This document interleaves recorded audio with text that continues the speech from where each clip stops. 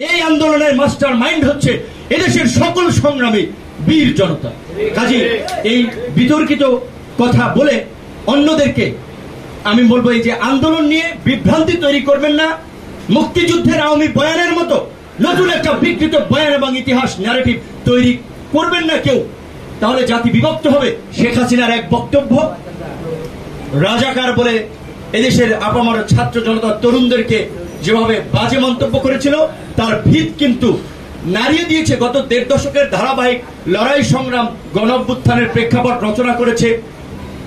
হাজার হাজার মানুষের ত্যাগ এবং প্রাণদান এই সংগ্রামকে বেগবান করেছে, এটি সত্য।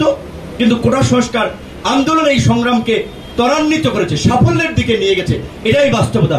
সুতরাং এই আন্দোলনের আবার কেউ বাবা মা বলে দাবি করে মানুষের সাথে আপনার উপহাস করবেন না। এই আন্দোলনের কোনো বাবা মা নাই, এই আন্দোলনের কোনো জাতির পিতা নাই। এই আন্দোলনের নেতা, এই আন্দোলনের অংশীদার এদেশের সকল শ্রেণী পেশার মানুষ। এই আন্দোলনের অংশীদার এদেশের সংগ্রামী মানুষগুলো। এই যে 2018 সালে এই কোটা সংস্কার আন্দোলন করার মধ্যে দিয়ে মেরুদণ্ডের হাড় ভেঙেছি, হাতের আঙ্গুল ভেঙেছি, কান ফাটিয়েছে, রক্ত দিয়েছে, আমাদের বোনেরা লাঞ্ছিত হয়েছে।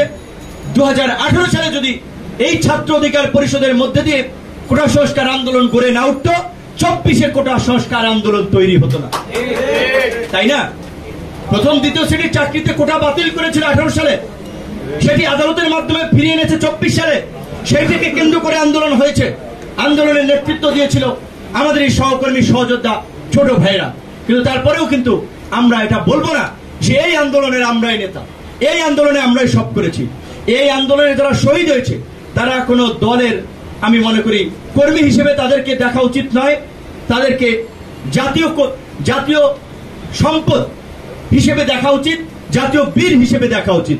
এবং এই আন্দোলনের কৃতিত্ব, এই আন্দোলনের মাস্টার মাইন্ড হচ্ছে এদেশের সকল সংগ্রামী বীর জনতা। কাজী এই বিতর্কিত কথা বলে অন্যদেরকে আমি বলবো, এই যে আন্দোলন নিয়ে বিভ্রান্তি তৈরি করবেন না। মুক্তিযুদ্ধের আওয়ামী বয়ানের মতো নতুন একটা বিকৃত বয়ান এবং ইতিহাস ন্যারেটিভ তৈরি করবেন না কেউ, তাহলে জাতি বিভক্ত হবে। অলরেডি বিভক্ত হওয়া কিন্তু শুরু হচ্ছে। আমরা বিভক্তি চাই না, আমরা ঐক্য চাই।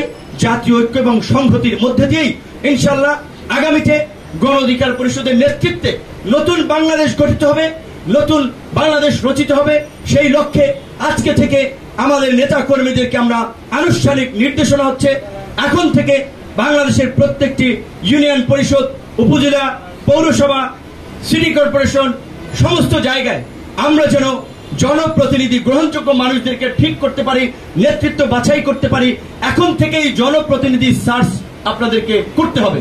গ্রহণযোগ্য ব্যক্তিদেরকে, সমাজের ভালো মানুষগুলোকে গণ অধিকার পরিষদের পতাকা তলে ঐক্যবদ্ধ করতে হবে। এবং মানুষ যে বিকল্প চাচ্ছে, মানুষ যে নতুনত্ব চাচ্ছে, আমরা কেন পুরানো জঞ্জালের মধ্যে ঢুকে যাব? গণ অধিকার পরিষদ আগামী নির্বাচনে এককভাবে সমস্ত সংসদীয় আসনে প্রতিদ্বন্দ্বিতা করবে। যারা গণ অধিকার পরিষদ থেকে প্রতিযোগিতা করতে চান, প্রতিদ্বন্দ্বিতা করতে চান, নতুন বাংলাদেশ বিনির্মাণ করতে চান, নির্বাচনে অংশ নিতে চান, তারা গণ অধিকার পরিষদের দায়িত্বশীল পর্যায়ের নেতৃবৃন্দের সাথে আলাপ আলোচনা করবেন।